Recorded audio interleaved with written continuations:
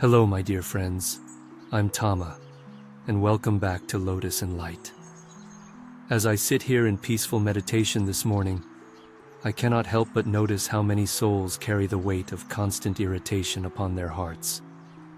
Perhaps you too have experienced this burden. Have you ever wondered why some days the world feels like sandpaper against your spirit? Why the sound of chewing becomes unbearable? Why traffic lights seem designed to torment you? Why even the gentlest breeze feels like an assault? Today, let us explore this together. For understanding the roots of irritation is the first step toward cultivating inner peace.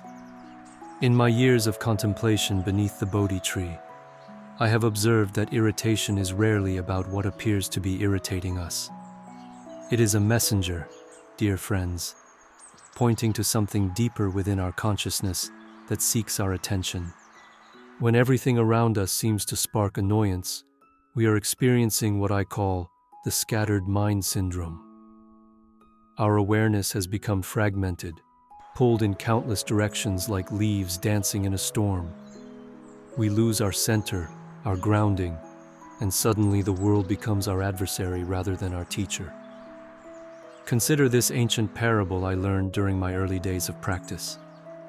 A farmer's ox cart became stuck in mud during the rainy season.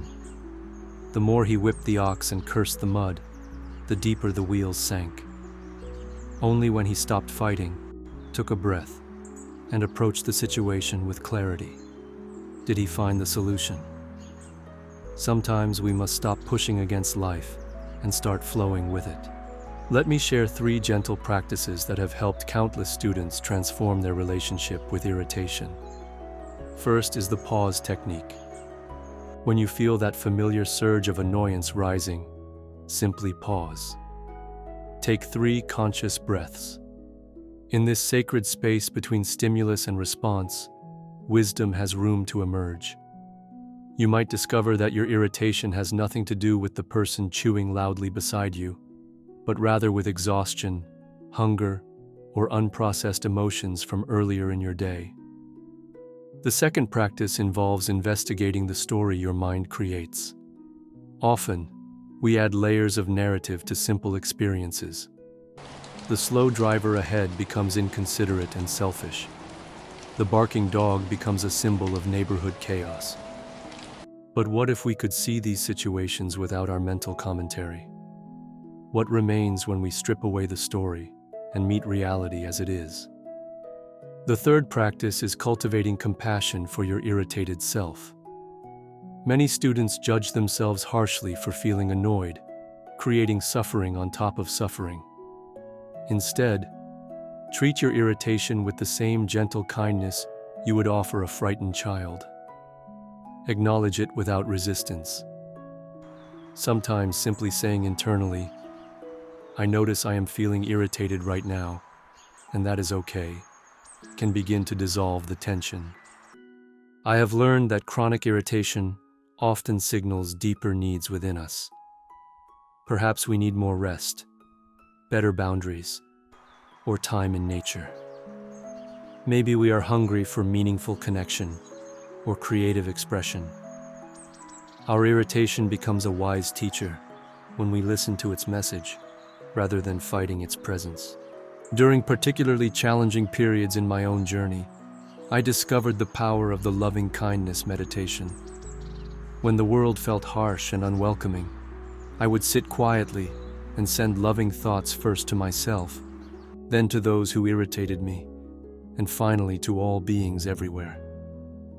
This practice softened my heart and reminded me that we are all struggling in our own ways. Remember, dear friends, that choosing peace over irritation is not about becoming passive or allowing others to disrespect you.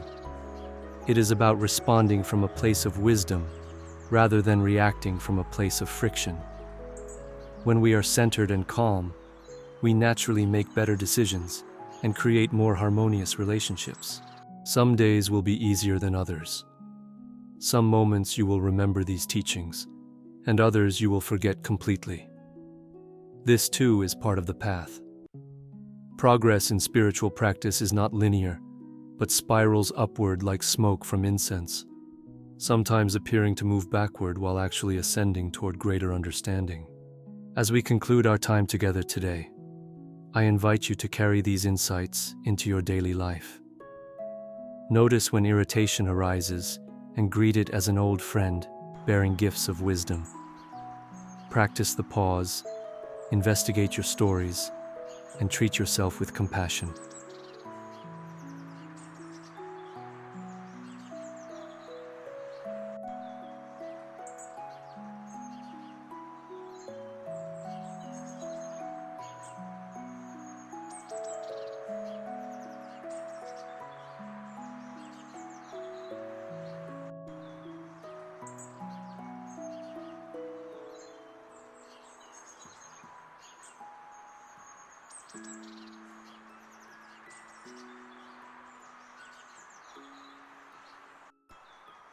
If this reflection touched your heart, share it with someone who may need its light. Your comments help create a sangha of support, and liking this video is like lighting a candle in our virtual temple. Subscribe and ring the bell to receive weekly teachings for your journey. May wisdom guide your path, and may peace find you especially in the moments that test you. Until we meet again, dear friends.